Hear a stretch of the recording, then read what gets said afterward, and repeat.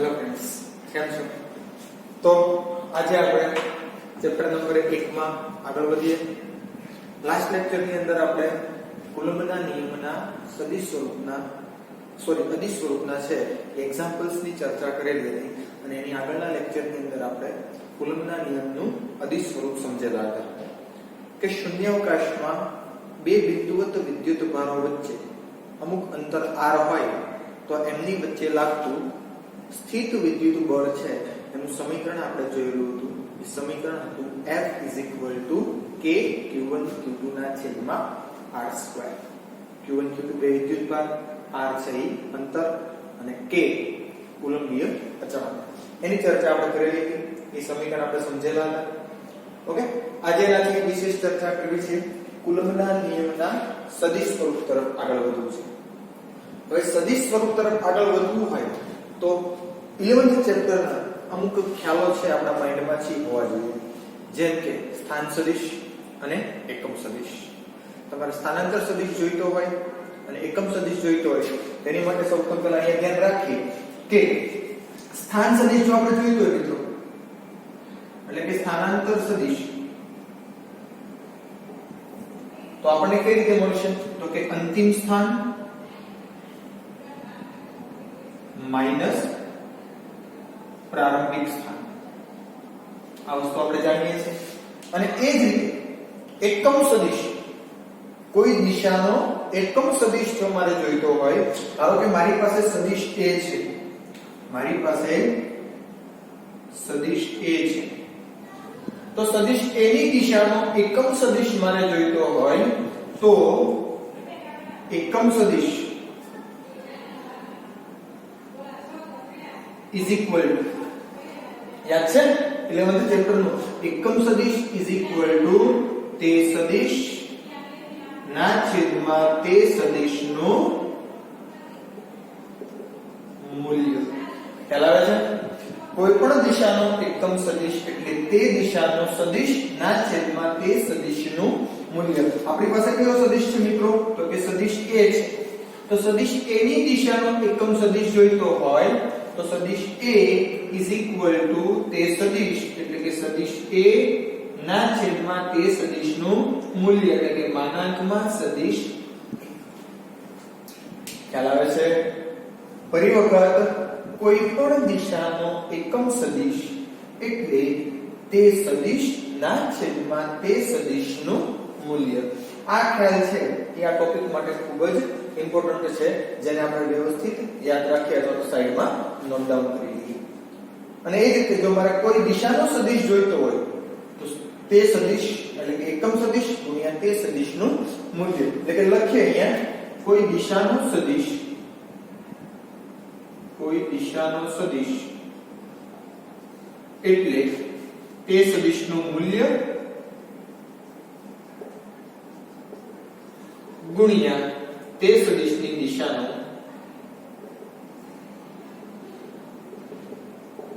શું આવશે? એકમ સદિશ. ખ્યાલ આવે છે મિત્રો? આ બે પોઈન્ટ છે તમારે ખાસ યાદ રાખવાના છે. નંબર 1, કોઈ દિશાનો એકમ સદિશ એટલે શું? તો તે સદિશના છેદમાં તે સદિશનું મૂલ્ય. અને નંબર 2 ઉપર કોઈ દિશાનો સદિશ એટલે તે સદિશનું મૂલ્ય ગુણ્યા તે સદિશની દિશાનો એકમ સદિશ. ઓકે, તો આ ખ્યાલને ધ્યાનમાં લઈ આપણે આગળ કુલમ્બના નિયમનું સદિશ સ્વરૂપ છે એ જોઈએ. હવે સદિશની વાત આવે મિત્રો તો સદિશની અંદર સમતલ હોય અને સમતલની અંદર આપણે સ્થાન સદિશોની ચર્ચા કરીએ છીએ. તો અહીંયા આપણે કુલમ્બના નિયમનું સદિશ સ્વરૂપ જોઈતું હોય તો અદિશ સ્વરૂપ પહેલા લખી દઈએ. તો કે અદિશ સ્વરૂપ કયું છે? તો કે F is equal to k q1 q2 ના છેદમાં r2. ઓકે, ખાસ આકૃતિમાં ધ્યાન આપશો. સમતલ લઈએ આપણે, x અક્ષ, y અક્ષ, z અક્ષ, યામક્ષોનું ઉગમ બિંદુ O. આપણે બે વિદ્યુતભારો લઈએ. એક વિદ્યુતભાર લઈ લો q1, બીજો વિદ્યુતભાર લઈ લો q2. અહીંયા વિદ્યુતભાર q1 છે, અહીંયા વિદ્યુતભાર q2 છે. q1 નો ઉગમ બિંદુને અનુલક્ષીને સ્થાન સદિશ એને આપણે લઈ લઈએ છીએ r1. Q2 નો ઉગમ બિંદુને અનુલક્ષીને સ્થાન સદિશ આપણે લઈ લઈએ છીએ R2 અને Q1 અને Q2 ને જોડતો દિશાનો સદિશ આપણે જો લઈએ તો એ આવશે R12 અથવા તો R21. ઓકે, અહીંયા આવશે R21 સદિશ. ખ્યાલ આવે છે? તો સમતલની અંદર તમને અહીંયા બે વિદ્યુતભારો દર્શાવેલા છે. એકનો સ્થાન સદિશ R1, બીજાનો સ્થાન સદિશ R2 તમને દર્શાવેલો છે. બે વિદ્યુતભારો વચ્ચેનું સ્થાન સદિશ તમને આપેલું છે R21. હવે સ્વાભાવિક વસ્તુ છે કે Q1 વિદ્યુતભાર Q2 પર બળ લગાડવાનો છે અને Q2 વિદ્યુતભાર Q1 પર બળ લગાડવાનો છે. તો એ બળનું સમીકરણ આપણે સદિશ સ્વરૂપે છે એ મેળવવું છે. કોના સ્વરૂપે મેળવવું છે? સદિશ સ્વરૂપે મેળવવું છે. તો ધારી લો કે આ બંને વિદ્યુતભારો ધન વિદ્યુતભાર આપણે લઈએ છીએ. કારણ કે ધારીને ચર્ચા કરવી પડશે, કાં તો બંને ધન લઈએ, કાં તો બંને ઋણ લઈ શકાય, કાં તો એક ધન એક ઋણ, પછીની ચર્ચાઓ આપણે કરી શકીએ છીએ. પણ અત્યારે પૂરતા આપણે બંને વિદ્યુતભારો Q1 અને Q2 ને ધન તરીકે લઈને આપણે આગળ ચર્ચા કરશું. પણ એ પહેલા અમુક ચર્ચા કરીએ આકર્ષણ અપાકર્ષણની. તો ધારી લો કે મારી પાસે બે વિદ્યુતભાર છે, એક વિદ્યુતભાર Q1 અને બીજો વિદ્યુતભાર Q2. એક Q1 વિદ્યુતભાર છે અને એક વિદ્યુતભાર છે Q2. જો એ બંનેનો ગુણાકાર Q1 Q2 is greater than 0 આવે, બંને વિદ્યુતભારોનો ગુણાકાર greater than 0 આવે તો બંને વિદ્યુતભારો વચ્ચે શું થવાનું છે? અપાકર્ષણ થશે. શું થશે મિત્રો? અપાકર્ષણ. શું થવાનું છે? અપાકર્ષણ થવાનું છે ત્યાં. એટલે કે Q1 આ દિશામાં ફેંકાશે, Q2 આ દિશામાં ફેંકાશે. કારણ કે બંનેનો ગુણાકાર પોઝિટિવ આવો એનો મતલબ એવો કે આ તો બંને ધન વિદ્યુતભાર હોવાના છે અથવા તો બંને કેવા હોવાના છે? ઋણ વિદ્યુતભાર હોવાના છે. ખ્યાલ આવે છે? અને તે જ રીતે જો બંને વિદ્યુતભારો Q1 અને Q2 બંને વિદ્યુતભારો જો એનો ગુણાકાર Q1 Q2 બંનેનો ગુણાકાર કેવો હતો કે લેસ ધેન 0 આવે તો કેવો આવે? Less than 0. તો એમની વચ્ચે શું થવાનું છે? તો કે આકર્ષણ થવાનું છે. શું થશે? એમની વચ્ચે આકર્ષણ થશે. ખ્યાલ આવે છે? એમની વચ્ચે થવાનું છે આકર્ષણ. આકર્ષણ થશે એટલે કહેવાનો મતલબ Q2 વિદ્યુતભાર Q1 ને પોતાની તરફ આકર્ષિત કરશે અને Q1 વિદ્યુતભાર Q2 ને પોતાની તરફ આકર્ષિત કરવાનો છે. તો આ કન્સેપ્ટ ખાસ ધ્યાનમાં લેવાનો છે આપણે કે બંને ધન હોય તો અપાકર્ષણ, બંને ઋણ હોય તો અપાકર્ષણ અને એક ધન અને એક ઋણ હોય એમની વચ્ચે શું થશે? આકર્ષણ. અને એને રિલેટેડ ગુણાકાર લેસ ધેન 0 કે ગ્રેટર ધેન 0 આવે છે એની ચર્ચાઓ કરવાની. ખ્યાલ આવે છે? આગળ વધી આપણા ટોપિક ઉપર. અત્યારે આપણે બંને વિદ્યુતભારો કેવા લીધેલા છે? પોઝિટિવ લીધેલા છે. એટલે કે Q1 વિદ્યુતભાર પર Q2 ને લીધે લાગતું બળ કેવું હશે? તો ઓપોઝિટ ડાયરેક્શન ની અંદર હશે. એ જ રીતે Q2 વિદ્યુતભાર પર Q1 ને લીધે લાગતું બળ પણ ઓપોઝિટ ડાયરેક્શન ની અંદર હશે. તો અહીંયા જે આપણે બળ લગાડીએ, બળ મૂકીએ તો આ બાજુ કોણ બળ લગાડે છે? તો કે Q2. કોના પર લગાડે છે? Q1 પર. ખ્યાલ આવે છે? Q2 વડે Q1 પર લાગતું બળ અને એ જ રીતે Q1 વડે Q2 પર લાગતું બળની ચર્ચા કરીએ તો એ પણ ક્યાં આવશે? આપણી પાસે ઓપોઝિટ ડાયરેક્શન ની અંદર છે આપણને મળવાનું છે. ખ્યાલ આવે છે મિત્રો? તો આ ચર્ચા અત્યારે આપણે કરવી છે. કોઈ પણ એક ઉપર લાગતું બળનું સમીકરણ મેળવીશું અને ત્યાર પછી બીજાનું આપણે એની ઉપરથી સ્વીકારી લઈશું. તો મેળવીએ અહીંયા Q2 વિદ્યુતભાર પર Q1 ને લીધે લાગતું વિદ્યુત બળ મેળવવું છે. શું મેળવવાનું છે? Q2 વિદ્યુતભાર પર Q1 ને લીધે લાગતું બળ. હવે Q1 છે આ Q2 ને શું કરવાનો છે મિત્રો? ખાસ સમજો. Q1 વિદ્યુતભાર Q2 ને શું કરવાનો છે? અપાકર્ષિત કરવાનો છે. બંને નેગેટિવ વિદ્યુતભાર છે એટલે Q1 છે Q2 પર નેગેટિવ દિશામાં એટલે આ દિશામાંથી ફોર્સ લગાડશે અને Q2 છે Q1 પર આ દિશામાં ફોર્સ લગાડવાનો છે. તો અહીંયા જે Q2 પર જે બળ લાગે છે એ બળને આપણે લખી શકીએ F21. શું લખી શકાય? F21.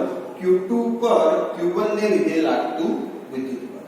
અને એ જ રીતે અહીંયા જો મારે દર્શાવવું હોય તો એ આવશે F12. યાદ છે ને સદિશની અંદર આપણે ચર્ચાઓ કરેલી હતી કે જેના પર બળ લાગે છે ઈ પહેલા લખવાનું છે. સદિશ અને ગુરુત્વાકર્ષણમાં પણ આપણે આ જ વસ્તુ સમજેલા હતા ગુરુત્વાકર્ષી બળની અંદર. તો અહીંયા આપણે મેળવવું છે Q2 વિદ્યુત ભાર પર Q1 ને લીધે લાગતું વિદ્યુત બળ બરાબર છે. તો યાદ હશે F21 કોના પર લાગે છે એટલે કે અહીંયા આપણે લખીએ કે F21 શું થશે F21. તો અહીંયા કોના પર લાગે છે તો કે Q2 પર. તો આ બે છે પહેલા લખવાના જેના પર લાગે ઈ પહેલા લખવાનું છે સફિક્સમાં અને જેના વડે લાગે છે ઈ પછી તમારે દર્શાવવાનું છે. ક્લિયર થાય છે મિત્રો? જેના પર બળ લાગે છે ઈ પહેલા અને જેના વડે બળ લાગે છે ઈ પછી. અહીંયા આવશે F21 અને આપણે લખી શકીએ કે Q2 પર કોના વડે Q1 વડે લાગતું વિદ્યુત બળ એને આપણે કહીશું F21. એ જ રીતે જો F12 દર્શાવવું હોય F12 દર્શાવવું તો Q1 પર Q2 વડે લાગતું બળ આપણે મૂકશું. ઓકે એ આગળ આપણે ચર્ચા કરી. અત્યારે પૂરતું યાદ રાખીએ કે Q2 વિદ્યુત ભાર પર Q1 ને લીધે લાગતું વિદ્યુત બળ કેટલું થશે F21 અને આપણે F21 છે મેળવવા જઈ રહ્યા છીએ. હવે બળ મેળવવું હોય સદિશની અંદર તો સ્થાન સદિશ અનિવાર્ય છે. સ્થાન સદિશ અનિવાર્ય હોય મિત્રો તો આપણી પાસે બે સ્થાન સદિશો આપણે લઈએ. તો એક સ્થાન સદિશ આપણી પાસે જે આવશે તો કે સ્થાન સદિશો આપણે લઈએ. સ્થાન સદિશો તો સ્થાનાંતર સદિશો તો એક છે આપણી પાસે R21. તો R21 શું આવશે R2 અંતિમ સ્થાન માઈનસ પ્રારંભિક સ્થાન. અને એ જ રીતે જો મારે R12 દર્શાવવું હોય તો શું આવશે R1 માઈનસ R2 આવશે. ક્લિયર થાય છે મિત્રો? ઓકે આગળ આવે આપણે F12 જોઈએ છે. તો F12 તો કે હવે F21 જોઈએ છે. F21 તો અહીંયા ખાસ મિત્રો ખાસ ધ્યાનમાં લેવા જેવી બાબત આપણે બળ જોઈએ છે અને એ પણ શામાં સદિશમાં. યાદ કરો ચેપ્ટર નંબર 4 11 F21 સદિશમાં જોઈએ છે. તો સદિશ કોઈ પણ દિશાનો સદિશ એટલે તે સદિશનું મૂલ્ય ગુણ્યા તે સદિશની દિશાનો એકમ સદિશ. મૂલ્ય ગુણ્યા એકમ સદિશ. તો અહીંયા મારી પાસે જે બળ છે F21 એનું માત્ર ને માત્ર મારે ખાલી મૂલ્ય જોઈએ છે. તો મૂલ્ય મને ક્યાંથી મળશે? કુલમ્બના નિયમના અદિશ સ્વરૂપ પરથી મળવાનું છે મને. મારે જો આને દર્શાવવું હોય F21 ના સંદર્ભમાં તો શું થશે F21 K Q2 Q1 ના છેદમાં R21 નો સ્ક્વેર. R21 નો સ્ક્વેર થશે મિત્રો. બરાબર? આમાંથી મારે આ લખવું હોય તો મારે રીતે લખી શકું. પણ અહીંયા મારે દર્શાવવાનું છે સદિશ સ્વરૂપ. સદિશ સ્વરૂપ દર્શાવવું હોય તો પહેલા તેનું મૂલ્ય લખીશ. તો મૂલ્ય લખું આપણે કામ કરીએ પહેલા એક મૂકી દઈએ કે સદિશ એટલે સદિશ મૂલ્ય ગુણ્યા એકમ સદિશ. ખ્યાલ આવશે? તો હવે સદિશ મારે મૂકવો છે તો સદિશ કયો મૂકીશ F21. તો કે સદિશ F21 મૂલ્ય કેટલું છે તો કે K Q2 Q1 ના છેદમાં R21 square. K Q2 Q1 ના છેદમાં R21 સ્ક્વેર. અને એકમ સદિશ મારે જોઈએ છે મિત્રો કોનો તો કે F21 ની દિશાનો એકમ સદિશ. F21 ની દિશાનો એકમ સદિશ મારે જોઈતો હોય તો ઈ અંતર પરથી આપણને મળશે તો કે R21 ની દિશાનો એકમ સદિશ મારે જોઈએ છે. તો R21 ની દિશાનો એકમ સદિશ એટલે કે R21 સદિશ. કારણ કે આપણે અત્યારે આ જ લેવાનું છે અંતર. તો આ સદિશ છે તો આ સદિશની દિશાનો એકમ સદિશ જોઈતો હોય તો સદિશના છેદમાં તે સદિશનું મૂલ્ય એટલે કે માનાંકમાં R21 સદિશ થશે આપણી પાસે. ખ્યાલ આવે છે મિત્રો? બસ હવે માત્ર એક સ્ટેપ તમારે એડ કરવાનું છે. તો તમારી પાસે અહીંયા આવશે F21 K Q2 Q1 ના છેદમાં R21 છે. R21 એને મારે અલગ રીતે લખવું એટલે કે આ રીતે લખવું તો મારે માનાંકમાં લખવું પડશે સદિશ તરીકે લખવું હોય તો અહીંયા માનાંકમાં લખીશ હું r2 r1 નો સ્ક્વેર અને એક અત્યારે આ સ્ટેપ એડ કરીએ ઇન્ટુ r21 સદિશ ના છેદમાં માનાંકમાં r21 છે r21 ની જગ્યાએ હું લખી શકું છું અહીંયા આવશે r2 r1 સદિશ ખ્યાલ આવે છે મિત્રો આગળ વધીએ તો કે f21